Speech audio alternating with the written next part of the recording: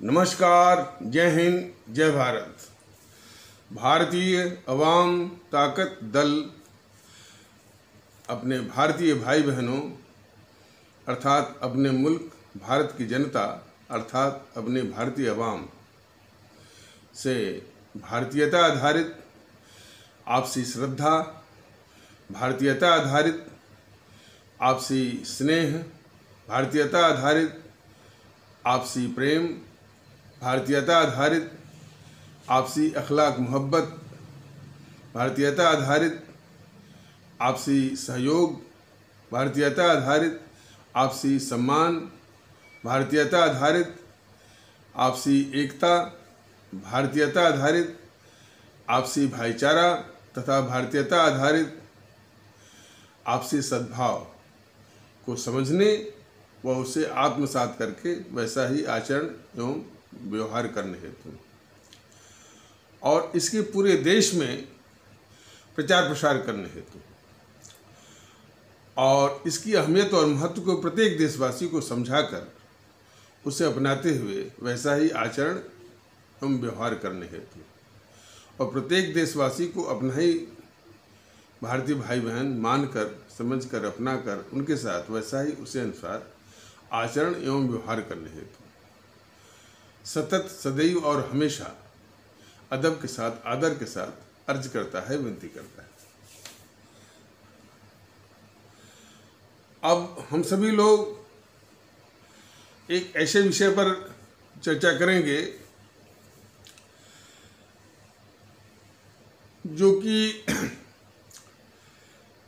वैसे तो जो जीएनपीसी है, गांधी नेहरू परिवार चारमीनार चौकड़ी, उसके आसपास जो है ये कम्युनिस्ट वाले हैं और आसपास जितने लोग हैं तो जो पढ़ाते रहते हैं कि अभी जो सीएए संसद ने कानून पास किया तो संविधान की हत्या हो गई, संविधान की हत्या हो गई। ये ऐसे देश के दुश्मनों को, और उसमें असदुद्दीन ओवैसी भी काफ़ी वो हल्ला कर रहा था और जबकि वकील भी है वो सुप्रीम कोर्ट में, तो ऐसे लोगों को आईना दिखाना बहुत ज़रूरी है कि संविधान की हत्या कहते किसको है और ये जो झूठ बोलते हैं समाज में, ये भी लोगों को जानना जरूरी है। तो एक इंदिरा गांधी थी, सत्ता पर आसीन थी प्रधानमंत्री के रूप में, वो कितनी बड़ी गद्दार थी, वो नमूना तो ये समय इसमें मिलेगा तो वो बताया जाएगा, लेकिन संविधान की हत्या उसी शख्स ने किस प्रकार की है उसका नमूना जो है इस एपिसोड में मैं बताने की कोशिश की जाएगी। देखिए, हमारे संविधान में चैप्टर माने अध्याय 3 में मौलिक अधिकारों का उल्लेख है, जो कि धारा 12 से लेकर धारा 35 तक है, मौलिक अधिकारों का उल्लेख है। तो और ये मौलिक अधिकार जो है एक पवित्र वस्तु की तरह हैं। संविधान इसकी मनाही करता है कि सरकार को कोई अख्तियार नहीं है कि इन मौलिक अधिकारों को अपनी आवाम से छीने। गोलकनाथ केस में यह फैसला उसने दिया कि यहाँ तक कि संसद को भी अधिकार नहीं है कि मौलिक अधिकार को प्रतिबंध लगाने का, कर्टेल करने का अधिकार संसद को है, गोलकनाथ केस में। और इसके बाद फिर दूसरा केस आया, केशवानंद भारती केस। तो अब देखिए, धीरे धीरे ये संसद के अधिकार के जरिए क्या खुराफात कर रही है इंदिरा गांधी।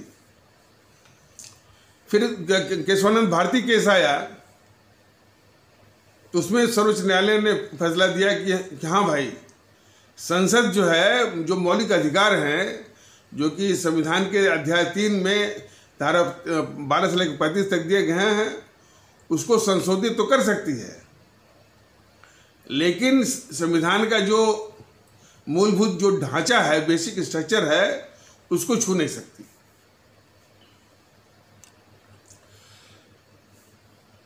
सर्वोच्च न्यायालय ने उसी फैसले में यह भी उस व्यवस्था दिया कि संविधान का मूलभूत ढांचा क्या है, बेसिक स्ट्रक्चर क्या है, ये सर्वोच्च न्यायालय ही समय समय पर बताती रहेगी। उसने बताया कि जैसे लोकतंत्र, तो लोकतंत्र को खत्म करने का अधिकार ये संसद को नहीं है। ये इस तरह से उसने एक आध उदाहरण बताया उसने। अब चूंकि इसकी जो इंदिरा गांधी, जो गद्दार इंदिरा गांधी थी, इसके मन की खुराफात बड़ी बहुत ही घातक किस्म की थी। जरा नमूना देखिए, संविधान संशोधन का अधिकार सिर्फ संसद को है, विधान मंडलों को बिल्कुल नहीं है। संसद के पास किए हुए कानून पर जो ये इन सबों ने विधानसभा में जो किया है, बिल्कुल गैर संवैधानिक है। ये कायर मोदी है जो कि अभी भी इनको बर्खास्त नहीं कर रहा है। तो संविधान संशोधन करने का अधिकार सिर्फ संसद को है, और वो भी धारा 368 में इसके प्रावधान दिए गए हैं, और उसकी विधियां भी दी गई हैं। और विधि कई प्रकार के कि एक सामान्य प्रक्रिया और असामान्य प्रक्रिया और विशेष प्रक्रिया, तो हम 3 तरह की व्यवस्थाएं हैं। सामान्य प्रक्रिया मतलब कि सिंपल मेजॉरिटी हो लोकसभा और राज्यसभा में। असामान्य से मतलब कि है 2/3 और 2/3 जो है वो माने कि सिटिंग एंड वोटिंग, और ये सब शब्दावली जो है, जो संविधान के ज्ञाता ही जान पाएंगे। लेकिन 2/3 सिटिंग एंड वोटिंग और half of the strength of the house, whichever is higher, जो इनमें ज़्यादा हो। और जो विशेष वाला है कि वो संसद से ही तो पास होगा है। ये जितनी भी राज्य विधानमंडल हैं, मान लीजिए इसमें 29 है, तो आधे से अधिक यानी 16 विधानसभाओं से भी उसको पास होना चाहिए। ये विशेष वाला है। तो इस तरह 3 व्यवस्थाएं हैं। तो इसकी मंशा ये थी कि चूंकि संसद पर ये कब्जा की हुई थी, ये गद्दार इंदिरा जो है, तो संसद के ही जरिए जो है ये जो रूस की तरह, चीन की तरह जो है तानाशाह वो बनना चाह रही थी। उसकी मंशा ये थी। तो जो 368 में जो संविधान संशोधन की व्यवस्था प्रक्रिया दी है, उसी को संशोधित करने लगी। आप समझ रहे हैं ना कि जो व्यवस्था दी गई है संशोधन करने की, उसी को संशोधित करने लगी ये इंदिरा, ताकि संसद को बिल्कुल निर्बाध अनब्राइडल्ड पावर मिल जाए कि वो कोई भी संशोधन करके उसको इंदिरा को तानाशाह बना दे। इसको जरा वो समझिए। जब उसने धारा 368 को ही वो संशोधन किया, तो वही जो है चैलेंज हो गया सुप्रीम कोर्ट में, और सुप्रीम कोर्ट ने जो फैसला दिया है, ये सारे जो गद्दार जो है जीएनपीसी और ये झूठा ओवैसी और कम्युनिस्ट वाले नहीं बताते हैं, लेकिन जो फैसला दिया है वो देश पूरा जाने। उसको अंग्रेजी में मैं बता रहा हूँ। जो फैसला दिया सुप्रीम कोर्ट ने, अंग्रेजी में कहा है, the Downey of a limited power can not with the exercise of its amending power convert its limited power into an unlimited power। अब स्पष्ट किया जा रहा है, सर्वोच्चता किसकी है? भारत के संविधान की, और उसी से कुछ शक्तियां कार्यपालिका को मिली हैं, कुछ शक्तियां जो है विधायिका को मिली हैं, विधानमंडलों को, इसमें संसद भी है और विधानमंडल है। और कुछ शक्तियां न्यायपालिका को मिली हुई है। तो ये संविधान से शक्तियों के ये पाता है, पाने वाले, प्राप्त करता है। तो पाने वाले को अंग्रेजी में डोनी कहते हैं, DONEE, डोनी। तो ये संवैधानिक शक्तियों के डोनी है। कौन? कार्यपालिका माने सरकार, गवर्नमेंट, एग्जीक्यूटिव, विधायिका, लेजिस्लेचर, जिसमें आपकी ये पार्लियामेंट है, संसद, विधानमंडल, स्टेट लेजिस्लेचर, विधान, ये सब है, और न्यायपालिका, जुडिशियरी, ये सब संविधान के क्या है? डोनी है। डोनर कौन है? संविधान, भारत का संविधान, कॉन्स्टिट्यूशन ऑफ इंडिया, ये डोनर है, देने वाला। तो कह रहा है कि donee of a limited power, एक सीमित अधिकारों का जो पाता है, प्राप्त करता है, जो उसका भिखारी है, भिखारी मान लीजिए, प्राप्त करने वाला मान लीजिए संसद है, वह कभी भी जो उसकी लिमिटेड, जो सीमित अधिकार है, उस सीमित अधिकार को सिर्फ संविधान में संशोधन करने के अधिकार के द्वारा उस सीमित अधिकार को असीमित नहीं कर सकता। ये पूरा तमाचा मारा था संसद के ऊपर और उस गद्दार इंदिरा गांधी के ऊपर, जो कि धारा 368 को ही जो है संशोधित करके जो तानाशाह वो बनना चाह रही थी। और वही इंदिरा गांधी स्वर्ण सिंह समिति बना करके 42वां संशोधन करवाई। और किसी भी संविधान के जो एक्सपर्ट है, उसके दक्ष है, ज्ञाता है, उनसे जरा पूछ लीजिए, वो जरूर कहते हैं कि 42वां संशोधन जो है, एक इंग्लिश में कहते हैं mini recast of the constitution, मतलब कि हमारे संविधान का एक जैसे घर में रिमॉडलिंग से कहते हैं, रिमॉडलिंग, या घर को कुछ तोड़ फोड़ करके नया बना देना। तो 42वां संशोधन वो करवाई थी इंदिरा, गद्दार इंदिरा। इमरजेंसी की बात तो लोग करते हैं, लेकिन इमरजेंसी लगी कैसे, कैसे इसने लगाया, ये भी जान लीजिए। कोई भी इस तरह का इमरजेंसी का जो प्रस्ताव है, पहले मंत्रिमंडल में आता है, कैबिनेट में आता है,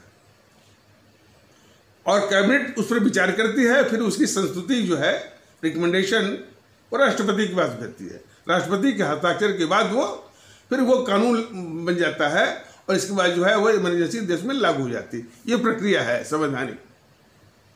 इंदिरा ने क्या किया? इंदिरा जब से इंदिरा आई तो तब से अपने चमचों को ही वो राष्ट्रपति बनवाती रही। तो उसी का एक चमचा राष्ट्रपति था, फखरुद्दीन अली अहमद। वो फखरुद्दीन अली अहमद से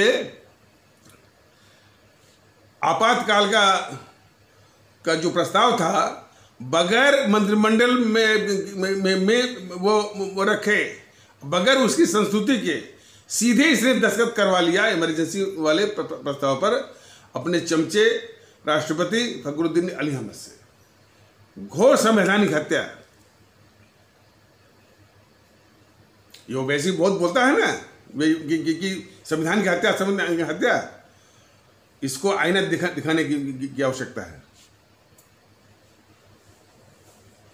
आगे हत्या जरा देखिए, सिर्फ इंदिरा गांधी के ही द्वारा उसी के कार्यकाल में दो बार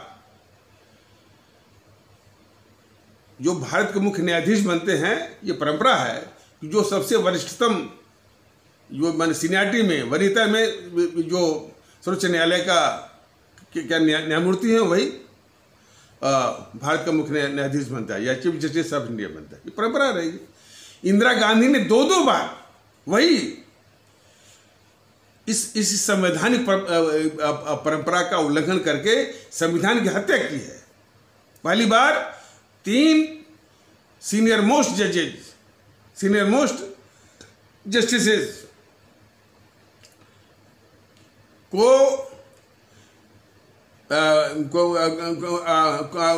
को बाईपास करके चौथे, जिनकी सीनियरिटी चौथे पर थी, वो 3 कौन थे? Justice KS Hegde, justice N Grover, justice James Shelat. ये 3 सीनियर मोस्ट जजेस के बाद जो चौथे जज थे, अजित नाथ राय, एन राय, उसको इसने बनाया chief justice of India, Bharat का मुख्य न्यायाधीश। पहली बार उल्लंघन जरा देखिए, इस गद्दार इंदिरा के द्वारा संविधान जो हत्या की है ना, तो ये देखने की आवश्यकता है। और वही इंदिरा दूसरी बार भी उसने किया। हरिराम खन्ना सीनियर मोस्ट थे, उनको बाईपास करके जो उनसे जो जूनियर थे, मिर्जा हमीदुल्ला बेग, MH बेग, उसको भारत का मुख्य न्यायाधीश बनाया। और जो मुख्य न्यायाधीश बनवाती थी सिर्फ अपने राजनीतिक स्वार्थों के लिए। पहला वो राजनीतिक स्वार्थ क्या था कि इलाहाबाद उच्च न्यायालय ने इसके इंदिरा के चुनाव को जो रद्द किया था, जो इसने चुनाव में धांधली किया था, रायबरेली के चुनाव में उसको रद्द किया था। तो उस फैसले को पलटवाने के लिए इसने जो है 3 जजेस की वरीयता का उल्लंघन करके, संविधान की हत्या करके, अपने चौथे जज को, चौथा जो थे अजित नाथ राय, वो उसमें कि जो कानून मंत्री थे सिद्धार्थ शंकर राय, उनके रिश्तेदार थे। तो उसी से उस फैसले को पलटवाया उसने। तो इस प्रकार जो है कितनी खतरनाक देश की गद्दार और संविधान की हत्या करने वाली थी। और इसके बाद जो उसके और कारनामे हैं वो तो जानते ही हैं कि सन 65 में जो शास्त्री जी ने, सन 62 में ये गद्दार नेहरू जो है हार करके चीन से 44 हजार वर्ग मील चीन को दे दिया। सिर्फ 3 ही साल बाद शास्त्री जी ने उसी सेना से पाकिस्तान से जो है लाहौर तक वो जीत लिए थे। काफी दबाव पड़ा था अंतर्राष्ट्रीय कि भाई जो भारत ने लाहौर तक पाकिस्तान की जमीन जीती है वो उसको वापस करे। शास्त्री जी इसके लिए तैयार नहीं थे, इसलिए जो है उनको वहां तक ताशकंद बुलाया गया। चूंकि ये गद्दार जो है इंदिरा जो है अंतर्राष्ट्रीय साम्राज्यवादी ताकतों से मिली हुई थी और अंतर्राष्ट्रीय साम्राज्यवादी ताकतें चाहती थी कि वो जो हमारी भारतीय सेना जो सन 65 की लड़ाई में जो लाहौर तक जमीन जीती है पाकिस्तान की, वो पाकिस्तान को वापस हो जाए। और शास्त्री जी इसके लिए तैयार नहीं थे। इसलिए उन अंतर्राष्ट्रीय ताकतों से मिलकर के इस इंदिरा ने शास्त्री जी की हत्या करवाई और इसको प्रधानमंत्री बनना भी था। इसके बाद हत्या कराने के बाद फिर उस लाल बहादुर शास्त्री के मृत्यु की, हत्या की जांच भी नहीं होने दिया, पोस्टमार्टम तक नहीं होने दिया। उनकी पत्नी श्रीमती ललिता शास्त्री वो कहती रह गई, लेकिन एक नहीं सुनी गई। इस इंदिरा ने लाल बहादुर शास्त्री के मृत्यु या हत्या की जांच नहीं होने दिया, पोस्टमार्टम भी नहीं होने दिया। और उसने शास्त्री जी के 2 बेटे अनिल शास्त्री, सुनील शास्त्री का मुंह बंद करा दिया। उसमें एक पत्रकार गया था, कुलदीप नायर। ये पत्रकारों का हाल देखिए। कुलदीप नायर लोगों के बीच में काफी नाम कमाया होगा, उसकी गद्दारी जरा देखिए। वो भी चुप रहा। तो उसमें मरने के एक साल पहले जब वो पांव जो है वो लटकाने को था कब्र में, तब कह रहा है कि नहीं, हमसे गलती हो गई, हमने उसमें नहीं कहा, लेकिन शास्त्री जी के मृत्यु की जांच होनी चाहिए थी। और वही बात जो है जब उसकी बात सुना तो उसका शास्त्री जी का जो बेटा अनिल शास्त्री भी यही कहा कि हमसे गलती हो गई और शास्त्री जी की मृत्यु की जांच होनी चाहिए। तो ये तो होता है कि ये सब माने ये इतना राजनीतिक माहौल गंदा है कि पहले गलती करते हैं और फिर सोचते हैं कि अब तो ईश्वर अल्लाह के पास जाना है तो हम पाप धुल के जाएं तो धुल जाएगा। ऐसे पाप नहीं तो वो धुलता है। वो ईश्वर अल्लाह भी देखते हैं कि क्या आदमी इंसान जो है वो कितना खतरनाक है। तो इस इंदिरा ने जो है मरवा करके शास्त्री जी को सिर्फ इसीलिए कि जो हमारी सेना ने जो लाहौर तक जमीन जीती थी, उस जीती हुई जमीन को पाकिस्तान को वापस करने के लिए अंतर्राष्ट्रीय साम्राज्यवादी ताकतों के इशारे पर यह गद्दारी किया इंदिरा ने। और फिर सन 71 में भी फिर हमारी वही भारतीय सेना 90,000 या 95,000 पाकिस्तानी सैनिकों का आत्मसमर्पण करवाया, सरेंडर करवाया। और फिर जो है लाहौर तक वो जमीन जीती थी हमारी भारतीय सेना ने। इसने शिमला समझौते के बहाने वो सारे जो यानी आत्मसमर्पण किए हुए सरेंडर्ड जो पाकिस्तानी सैनिक है उसको वापस किया। जीती हुई जो हमारी सेना ने मैंने कितना बलिदान दिया कि कितने हमारे सैनिक मरे होंगे, वो कुर्बानी और बलिदान के बाद वो जो ज़मीन को वापस दिया उसको पाकिस्तान को। ये सब किसके बहाने किसका लिया? शिमला समझौते का। और सुनिए, और जो हमारे सैनिक जो है युद्धबंदी में यानी जो भी 2-3 से बंद थे पाकिस्तान के जेलों में, उसको छोड़ दिया इसने, इस गद्दार इंदिरा ने।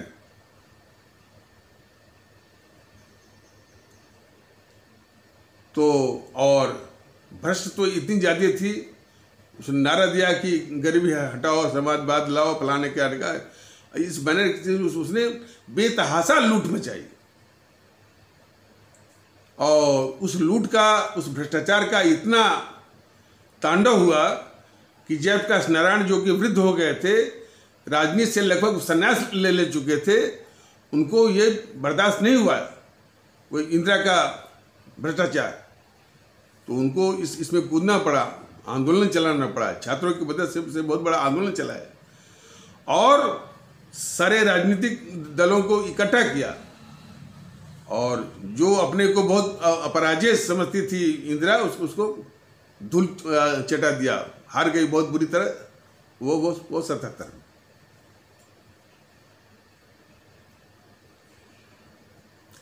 और वही इंदिरा पंडित दीनदयाल उपाध्याय को मरवा करके मुगल सराय रेलवे स्टेशन पर फेंकवाती है। और जनसंघ, जो इसमें बीजेपी नहीं था, उसमें जनसंघ थी, जनसंघ पर दबाव डालती है कि जनसंघ इसकी मांग न करे कि पंडित दीनदयाल उपाध्याय की मृत्यु की जांच हो। और उसी का जो जनसंघ का नेता वाजपेयी, अटल बिहारी वाजपेयी, उसी इंदिरा को दुर्गा कहता है। जरा ये सब देख लीजिए आप लोग। अब तो सरकार बन गई मोदी जी की, ये सारे बीजेपी वाले मांग कर रहे हैं, आरएसएस भी मांग रहे हैं कि कम से कम दीनदयाल उपाध्याय की मृत्यु की जांच तो हो, शास्त्री जी की मृत्यु की जांच तो हो। ये सब नहीं करेंगे। ये सब जो है सिर्फ जो है पुष्पेंद्र कुलश्रेष्ठ, डी.के. दुबे, इस तरह से लोग छोड़ करके बस गजवाए हिंद और वो क्या पता नहीं क्या बोलते हैं उसको, दारुल इस्लाम था, इसका हुआ बनाएंगे और मुस्लिम का हुआ बनाएंगे अपनी इन सारी नाकामियों, गद्दारियों को छिपाने के लिए। तो ये वाजपेयी जो है उस इंदिरा को वो कहता है। और उसी इंदिरा ने अपने ही सहयोगी, अपने मंत्री ललित नारायण मिश्रा, जो कि रेल मंत्री थे, बिहार के थे, उसको मरवा। नागरवाला कांड ऐसा है कि नागरवाला एक बैंक का कर्मचारी था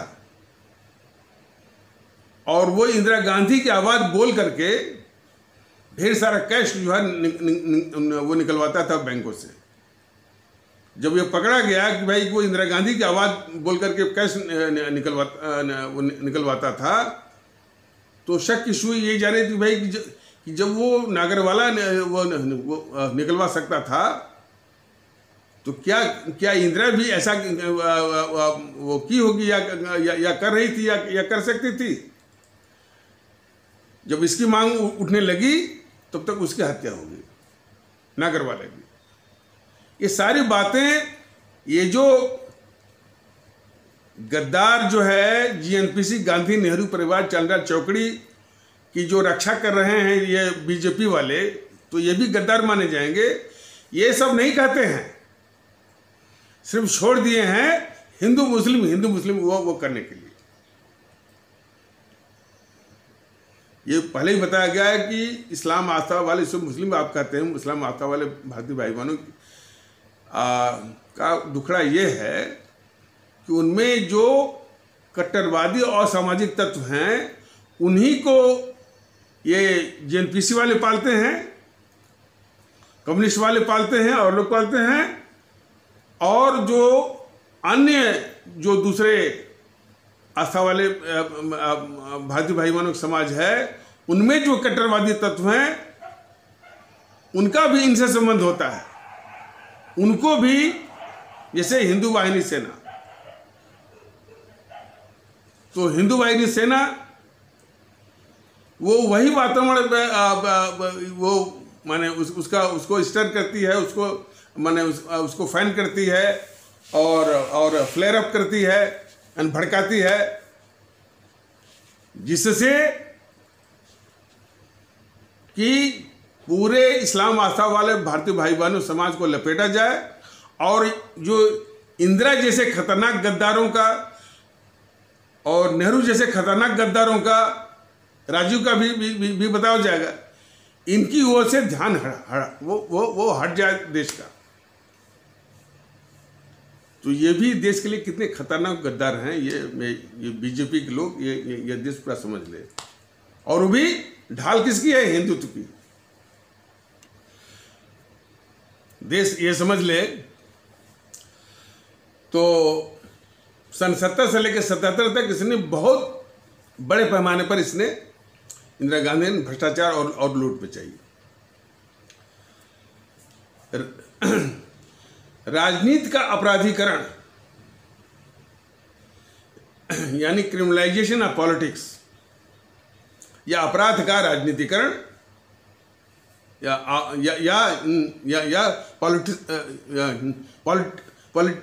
politicisation of crime,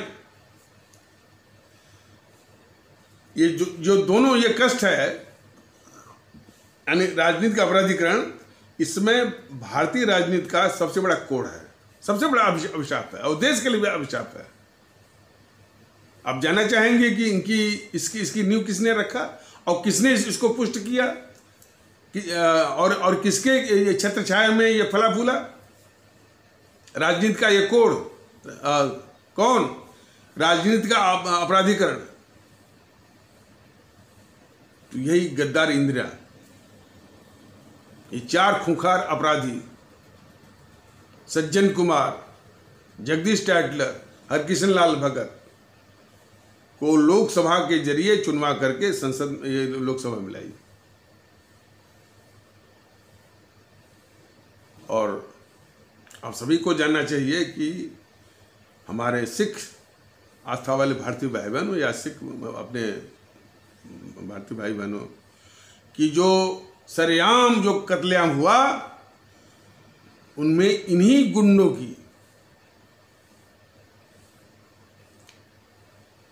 Harkishan Lal Bhagat, Sajjan Kumar, Jagdish Tytler और एक गुंडा और वो कमलनाथ, जिसको कि इन सबों ने बनाया हुआ मुख्यमंत्री बनाया था। अब तो कर हट गया, अब तो शिवराज सिंह हो गए।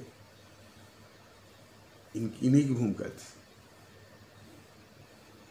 तो जब ये इंदिरा ने इन खूंखार अपराधियों को संसद में लाई, लोकसभा में जितवा के लाई, तभी से राजनीति का अपराधीकरण को इसने व्यवस्थित ढंग से इसको स्थापित किया। और इसके पहले जो है पांडे बंधु थे बलिया के, जिन्होंने हवाई जहाज का अपहरण किया था, किडनैप किया था, उसको इसी इंदिरा ने वो एमएलए बनवाया। तभी से राजनीति का अपराधीकरण की इसने नींव डाली। तो जान लीजिए कि राजनीति का अपराधीकरण जो इसमें भारत की राजनीति का सबसे बड़ा अभिशाप है, कोड़ है, और काफी नासुर टाइप का, नासुर भी कह सकते हैं, उसकी नींव डालने वाली और उसको पुष्ट करने वाली कौन है? यह गद्दारी इंदिरा है।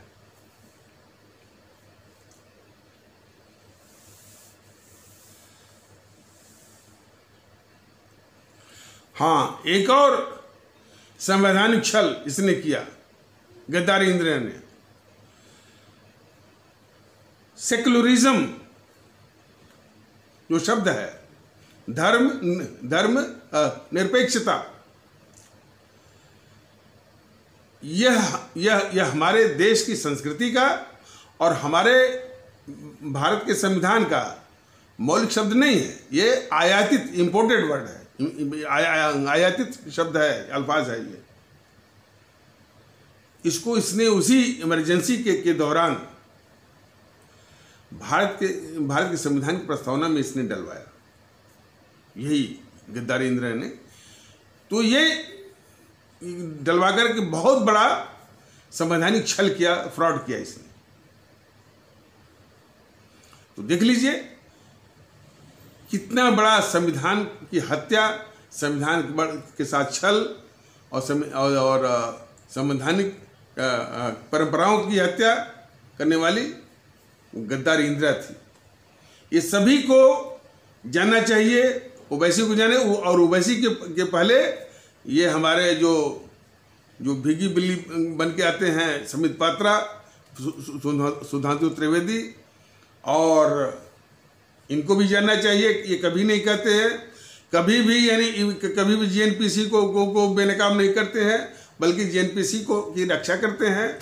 और उनके जो छुटभैया किस्म के जो छोड़ रखे हैं वो यूट्यूब के माध्यम से, उनको भी जानना चाहिए कि भारत के संविधान के साथ यदि किसी ने सबसे बड़ा छल किया है, किसी ने संवैधानिक परंपराओं की हत्या की है, या संविधान व्यवस्थाओं की हत्या की है, वो एकमात्र है, वो गद्दार, जो जेएनपीसी की गद्दार तो पूरे देश की है, गद्दार तो पूरे देश के लिए है, वो जीएनपीसी की इंदिरा गांधी। तो अब इंदिरा को पेश न करके इस तरह का माहौल बनाना, देखिए भारतीय ताकत दल बराबर कहता है कि तबलीगी जैसे लोगों को तुरंत पकड़ने की जरूरत है, वो उसको प्रचार की आवश्यकता नहीं, उसको पकड़िए, दंडित करिए और आतंकवादियों की तरह उसको डील करिए, उसके समर्थकों को। इसमें कोई माफी की जरूरत नहीं है। वो क्या सिखाते हैं, इस तरह से डॉक्टरों के साथ दुर्व्यवहार और जो फलों में थूक लगाना, वो करना, वो सारे लोगों को पकड़िए। लेकिन उसके लिए पूरे इस्लाम आस्था वाले भारतीय भाई बहनों के समाज को लपेटने वाले जो हैं, जो पूरा ये टीवी चैनल जो है, जो यूट्यूब पर करते हैं, जो वक्तव्य देते हैं, उनको भी उसी तरह से दंडित करने की आवश्यकता है। ऐसा नहीं किया जाएगा तो बहुत ही खतरनाक खेल जो है ये देश में चल रहा है, और ये मोदी जी के संरक्षण चल रहा है। तो मोदी जी इस तरह का खेल बंद करिए ना। देश के दुश्मन हैं, उनके विषय में काफ़ी बताया गया। देश के दुश्मन आपके सामने है, जीएनपीसी है। क्या कर रहे हैं आप? कम्युनिस्ट वाले हैं, उसके खिलाफ आप क्या कर रहे हैं? उनके आगे या तो आप घुटने टेक रहे हैं, गांधी नेहरू परिवार चांडाल चौकड़ी काकस, जो कि कांग्रेस है भी नहीं, उसी प्रकार कम्युनिस्ट, इनके आगे ये मोदी सरकार या तो घुटने टेकती है, या तो उनके आरोप झेलती है, या तो इनके पापों को धुलती है। और बस एक ही बात है, हिंदुत्व। तो ये बिल्कुल देश के साथ छलावा है। तो खैर, इन सारे कष्टों को का निवारण का एक ही तरीका है भारतीयता। हमारे राष्ट्रभक्त शिरोमणि नेताजी सुभाष चंद्र बोस से लेकर के अमर शहीद हमारी रानी गढ़लुई ने जो अपनी कुर्बानी शहादत देकर सिखाया है। भारतीय जनता दल बराबर अपने आदरणीय भारतीय भाई बहनों से निवेदन करेगा, भारतीयता को अपनाइए, वो दृष्टिकोण को अपनाइए, तब इनको देखिए कि ये एनपीसी और कम्युनिस्ट वाले कितने गद्दार हैं, और उन गद्दारों की किस तरह से रक्षा कर रहे हैं, किस तरह से बचाव कर रहे हैं मोदी और मोदी की सरकार, और बचाव भी कर रहे हैं, उनके पाप को धुल रहे हैं, उनके आगे घुटने टेक रहे हैं। सब कुछ आपको दिखाई पड़ेगा। तो इन्हीं शब्दों के साथ इस आवश्यक मीमांसा को यहीं पर विराम दिया जाता है। तब तक के लिए नमस्कार, जय हिंद, जय भारत।